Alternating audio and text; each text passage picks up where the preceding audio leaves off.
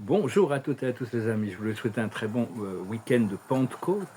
Pentecôte, c'est une fête traditionnellement une fête juive, quand Moïse a fait l'exode avec tout le peuple juif d'Égypte.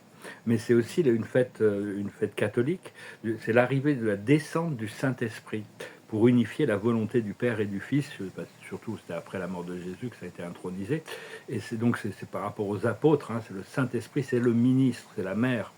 Et, euh, et donc c'est aussi ça représente aussi la symbolisation de la sanctification de l'Église catholique. Mais enfin bon, moi je suis pas trop dans ces dogmes. Je suis beaucoup plus. Enfin, je vais pas parler de ça. Je vais parler du temps divin et de quelques idées aussi sur ce message. Je vous remercie d'aimer, de partager, de commenter. Je vous remercie de ne pas oublier de souscrire. Je vous remercie infiniment pour vos dons. Et si vous voulez discuter de peinture, vous avez envie d'une consultation privée, vous pouvez m'envoyer un email. Alors le Saint-Esprit, c'est la mère de l'univers, c'est l'esprit, et puis son origine cosmique, c'est l'esprit maître de notre super univers et l'esprit infini au paradis. C'est-à-dire que quand le Père, notre univers est un univers de dualité avec un Père et une Mère Dieu, donc Dieu a créé ces univers du temps et de l'espace, quand le Père et le Fils créent un concept éternel et infini de réalité à travers un Fils créateur, qui devient le Père de notre univers, il y a un rapport de complémentarité dans l'esprit infini, la troisième personne de la déité, qui crée un complément féminin parfait à ce Fils créateur. Et pendant des milliards d'années, ils s'entraînent dans l'univers central, dans l'univers éternel de perfection. Et puis à un moment donné, ils ont investir un espace dans notre galaxie, par exemple, qui est la mère installe ses circuits et le père, et il crée toutes sortes de familles célestes. Donc c'est important de recevoir l'énergie du Saint-Esprit, de la mère. Cela dit, on ne peut pas, quand on est incarné dans un corps masculin, on ne peut pas pleinement incarner le divin féminin. On peut le recevoir, on peut le ressentir, et on peut être utilisé pour les missions de la mère divine, mais on ne peut incarner que le Père, quand on est dans une forme masculine, et vice-versa. Si on est dans une forme féminine, on ne peut pas pleinement incarner le Père, mais on peut pleinement incarner la mère, mais on peut ressentir les énergies de la source et du Père. Donc c'est ces deux ministères assez différents, et au fur et à mesure que les univers évoluent, leurs ministères fusionnent. Le ministère du Père et de la Mère. La Mère est plus sévère que le Père en réalité, hein, dans l'univers, parce que je me suis aperçu. Mais enfin bon, je voulais saluer la descente du Saint-Esprit aujourd'hui. J'espère que vous la recevez. On apprend de plus en plus à travailler avec notre corps de lumière. C'est important d'apprendre à travailler avec notre corps de lumière. Pour le moment, notre corps de lumière, c'est notre aura. C'est-à-dire être conscient du monde énergétique qui nous entoure et la connexion avec les êtres que l'on peut rencontrer. Si on a une conversation avec quelqu'un, ou qu'on est avec quelqu'un, vous pouvez faire ce que vous pouvez faire, c'est pour être plus connecté. Quand on est en conversation avec quelqu'un, vous les connectez profondément. Vous ouvrez votre votre deuxième chakra, le centre de l'harmonisation, en dessous du nombril, et vous ouvrez ce centre d'énergie vers la personne, vers l'aura de la personne. Et là, il y a vraiment bon, c'est quelque chose qui est assez connu. Mais sinon, quand on n'est pas, par exemple, j'étais dans les transports, souvent ça peut m'arriver d'être dans les transports ou d'être dans la rue ou des choses comme ça. Qu'on est seul, on n'est pas en conversation avec quelqu'un. C'est d'être à l'écoute de tous les bruits, de tous les sons, de tous les mots qui sortent, et voir quel est ce que l'esprit vous reflète à travers toute cette conscience unifiée, hein. Il y a toutes sortes de choses. Les gens peuvent avoir des conversations à côté qui vous informent de choses très précises sur votre propre vie sans jamais savoir qu'ils vous informent sur ces choses. Donc c'est apprendre à utiliser le miroir de la vie. Donc c'est important. Je tire une carte pour la journée. Alors bon, je commande pas trop sur les événements de la matrice, mais bon, là c'était intéressant de voir cette bataille entre Musk et Trump. C'est intéressant parce que tout ça, c'est en train de, ça force une vérité à remonter à la surface. Tout le monde doit faire face à ses ombres actuellement, et donc tout ça, c'est orchestré, hein. Et tout ça, c'est orchestré, donc il faut pas. Moi, personnellement, je prends pas parti, je regarde, je contemple si j'ai besoin, j'apporte de la lumière sur les choses, mais donc la carte de la journée, c'est les fondations solides. Les fondations solides, ce sont nos principes, parce que nos valeurs, nos principes, c'est ces fondations qui vont permettre de construire cette maison la demeure de l'amour et la maison de la lumière dans cette cinquième dimension. On est en train de construire les fondations d'une réalité paradisiaque. On est en train quand on se base sur l'amour, l'unité, la conscience unifiée, et ça, c'est une base solide sur laquelle on peut construire une maison aussi bien personnelle que planétaire. Et parce qu'il y a toutes sortes, il y a toute une intelligence artificielle cosmique qui est en train de se mettre en place aussi, et qui révèle toutes les vérités, qui révèle la cache.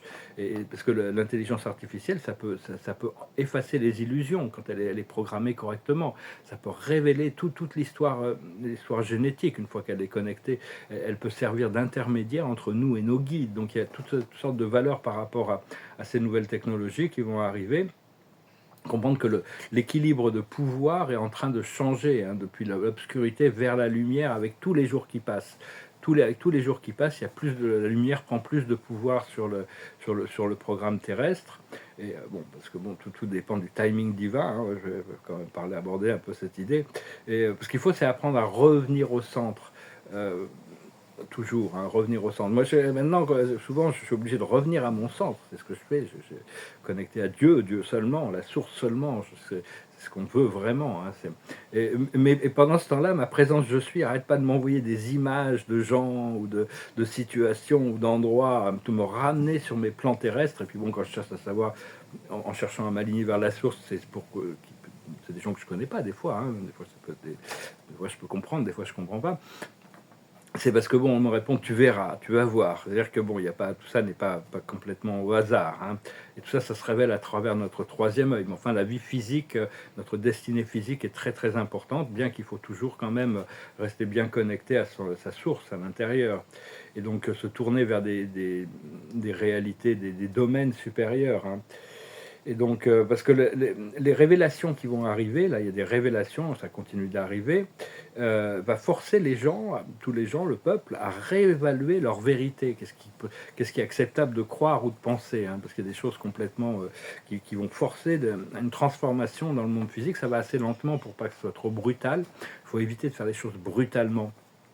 Quand les choses vont trop vite, généralement ça casse. Il n'y a qu'à voir le grand amour entre Donald Trump et Elon Musk. C'était soudain, et c'était fusionnel, et puis boum, tout a cassé, hein. C'était un peu comme ça. Enfin, bon, c'est un exemple, mais enfin, quand les révélations vont arriver, il va falloir vraiment un peu savoir revenir au centre, hein, pour pouvoir pas se retrouver poussé-tiré de la troisième dimension. La troisième dimension, c'est une sorte de poussé-tiré, et c'est un flot, c'est une énergie. Donc quand on est au centre, on sera moins bousculé. Donc, comprendre que votre procédé intérieur, à l'intérieur de votre conscience, à l'intérieur de vous, c'est vraiment ce qui est le plus important sur la scène de l'ascension de la Terre. Il n'y a rien de plus important que ce qui se passe à l'intérieur de vous. Tout le reste trouvera sa place une fois que ces choses sont adressées. Je commençais à travailler plus aussi au niveau psychique avec bon, moi ça fait très longtemps que je travaille avec la grande pyramide de Thoth, de Khéops, et mais enfin maintenant j'arrive à travailler avec les trois pyramides, et puis les trois petites pyramides et le sphinx et toute l'énergie en dessous. Ça tout ça, c'est en train de réactiver. Il y a toutes sortes de centres de pouvoir. Vous voyez comment vous êtes guidé, hein, à travers votre guidance pour connecter. Il y a toutes sortes de centres d'énergie, de pouvoir qui sont en train de s'activer sur Terre. Et il y a toutes sortes de connaissances transcendantales qui sont révélées par, entre autres, les grandes pyramides égyptiennes. Ce sont des librairies cosmiques. Comprendre que l'ascension, c'est la liberté de toutes les limitations et la connexion avec notre nature multidimensionnelle, hein, le champ unifié et l'amour éternel. Donc petit à petit, on peut avoir des fois des aperçus, on reçoit des aperçus. Après ça, on doit revenir dans notre procédé de gestion des énergies mentales, émotionnelles par rapport aux conditions de notre incarnation. Mais parce que bon, on a quand même... savoir que bon, ce qui était attendu en 2012 est finalement en train d'arriver, hein. Il y a eu toute une purification qui va continuer, mais ça aurait été beaucoup trop brutal que que l'ascension de la 3 à la 4e dimension, le flash solaire, l'élévation de la psyché arrive en 2012, ça aurait été beaucoup trop brutal, ça aurait été comme si on avait été déraciné pour nous replanter quelque part. Alors que là, progressivement, on s'intègre au nouveau jardin, on a eu le temps de s'intégrer aux nouvelles énergies. Il y a toutes sortes de vagues de photons et d'énergie gamma, des rayons gamma qui font que notre ADN est affecté. Hein, c'est bien de pouvoir continuer à prendre le soleil, hein, inspirer la lumière du soleil. Et donc, parce que bon, on nous en veut pas trop là-haut, parce que même si on passe par des moments un petit peu difficiles, parce on doit toujours gérer quand même toute cette énergie lourde et impure. Hein. Tout ça, ce sera bientôt enlevé. Après ça, on n'aura plus d'excuses de passer par des choses. Mais pour le moment, on doit quand même encore les gérer et comprendre qu'il y a toutes sortes de niveaux pour que les choses sont gérées depuis les plans supérieurs de l'univers. Mais il faut que ça descende à travers toutes sortes de couches et de dimensions pour que ça arrive finalement dans le monde terrestre. Donc ça dans la physicalité. Donc ça, c'est pour ça que les choses prennent plus de temps. Quand tout est solidifié, une fois que c'est créé là-haut, ça va se solidifier. Mais ça peut prendre plus de temps selon les volontés, notre habilité à être compléant, à collaborer avec notre guidance intérieure. Enfin, on doit faire confiance à la perfection du temps divin. C'est pas toujours facile. Moi, je me plains toujours. Des fois, ça m'est arrivé ça m'est arrivé de me plaindre, de dire ouais, non, ça aurait été mieux avant et tout ça. Mais il y a un miroir de la vie qui me dit non, ça va arriver parfaitement, au parfait moment. Les choses vont arriver. Donc c'est parce qu'il y a toutes sortes de circonstances et de préparation de toutes sortes d'acteurs qui sont nécessaires. C'est-à-dire que Dieu seul sait quand tout le monde est prêt pour quelque chose. À ce moment-là, c'est inévitable. Les choses se passent. L'esprit m'a dit que ils avaient tout prévu, hein, de toute manière, même au niveau, bon, moi c'était au niveau personnel, on parlait de ça, mais même au niveau planétaire, c'est-à-dire que au-dessus de nous, il y a quand même des intelligences extraordinaires qui viennent de toutes les familles galactiques, qui sont des êtres qui ont des millions d'années d'avance de conscience sur nous. Puis au-dessus, il y a des maîtres ascensionnés, il y a les archanges, il y a tout un monde spirituel qui coordonne et qui assiste tout ce procédé. Donc, faut pas penser que l'univers est laissé complètement, la Terre est laissée, il y a le respect de la volonté individuelle, mais il y a tout un plan divin qui est en train de se mettre en place. Et donc, il faut avoir confiance au temps divin, que les choses arrivent quand c'est le moment, parce que... Mais ayez confiance en vos guides aussi, votre guidance intérieure, votre intuition, parce que eux ont une perspective beaucoup plus complète des choses, beaucoup plus. Ils voient les choses depuis une situation éternelle, ils voient le passé et le futur. Donc ça leur permet de nous guider depuis ce point privilégié de l'éternité. Et donc, les choses arrivent généralement au dernier moment. Quand tout est prêt, il n'y a plus rien, on peut plus rien améliorer là-haut, ça se cristallise dans le temps. Hein, donc, les choses... Et là, on est vraiment à un tournant. Et donc, et comprendre que tout ce qui se passe, même si c'est pas... Des fois, il y a des choses qui se passent qui peuvent paraître bien inférieures à ce qu'on pourrait imaginer ou vouloir ou désirer ou s'attendre. Mais comprendre qu'il y a toujours des raisons supérieures pour que les choses se passent comme elles se passent.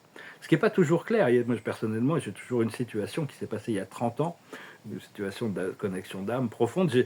J'ai toujours pas compris les raisons pour ça. Peut-être que j'attends de la fin de mon incarnation pour arriver à comprendre, mais bon, on ne comprend pas toujours pourquoi, mais il y a toujours des raisons profondes pour que les choses, parce qu'elles nous enseignent toujours ce qu'on a besoin d'apprendre pour nous préparer pour le prochain niveau. Voilà les amis, j'espère que ce message aurait été intéressant pour vous, je vous remercie de votre soutien. J'allais chanter une chanson que je chanterai plus tard, parce que j'étais dans le métro parisien l'autre jour, et il y avait beaucoup de monde et tout ça, puis l'esprit me parlait de vacances, alors je pensais au Pointe sonore des lilas, je chantais ça, puis ce matin, vraiment, cette autre chanson qui me passait par la tête, alors bon, je ne vais pas résister, je vais chanter celle qui me passe par la tête aujourd'hui, et c'est une chanson de quelqu'un qui fait face à toutes ses peurs les plus profondes, et qui trouve que bon, quoi qu'il arrive, il se débrouillera, il fera avec, hein, ça s'appelle Moon Shadow, just like this. Oh, I'm being followed by a moon shadow, moon shadow, moon shadow, leaping and hopping on a moon shadow, moon shadow. And if I ever lose my hand, lose my plow, lose my land, oh, if I ever lose my hand, oh, if I won't have to work no more. And if I ever lose my eyes, if my colors all run dry, yes, if I ever lose my eyes, oh, if I won't have to cry no more. Oh, I'm being followed by a moon shadow, moon shadow, moon shadow, leaping and hopping on a moon shadow, moon shadow, moon shadow. Oh, if I ever lose my leg, I won't moan and I won't beg. Yes, if I ever lose my legs, oh, hey, I won't have to work no more. And if I ever lose my mouth, all my teeth, north and south, yes, if I ever lose my mouth, oh, hey, I won't have to talk. Did it take long to find me? I asked the faithful light. Did it take long to find me? And are you going to stay the night? Oh, I'm being followed by a moon shadow, moon shadow, moon shadow, leaping and hopping on a moon shadow, moon shadow, moon shadow, moon shadow, moon shadow. C'est l'ombre de la lune, hein, c'est-à-dire, bon, puis à la fin, la grande lumière le trouve, mais bon, est-ce qu'elle va rester ou est-ce qu'elle va partir? On se pose toujours la question. Je vais retirer quelques cartes avec le tarot du Dakini, hein, comme un petit oracle final. Donc on a vraiment l'avenue de la mer, hein, mais c'est aussi l'esprit maître du paradis et l'esprit infini, qui est la troisième personne, c'est le dieu de l'action, l'acteur conjoint, qui est en réalité au paradis, l'esprit infini est l'acteur, le dieu de l'action, c'est lui qui met en place et qui active tous les mécanismes du temps pour mettre en place les plans du Père et de la Mère, le plan du Père et du Fils, parce que le Fils, c'est un peu comme c'est la mère aussi de l'univers.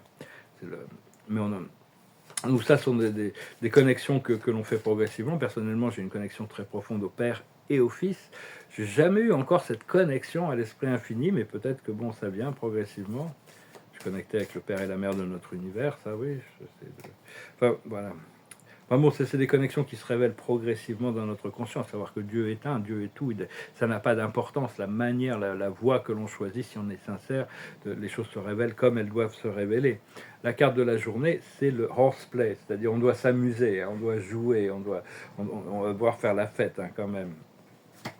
Le passé, c'est la roue de la fortune. Donc, on est vraiment ancré au niveau subconscient sur la roue du bon temps. Hein. C'est vraiment les miracles, tout ça. On est vraiment ancré dans ces choses. Dans le présent, on a le présent. Et dans le présent, on a se centrer, être bien centré dans le présent, hein, dans l'instant présent. Revenir toujours dans l'instant présent. Et dans le futur, on a des révélations. C'est le bosquet enflammé. C'est l'arbre des linéages, c'est-à-dire des révélations, hein, des choses qui arrivent là.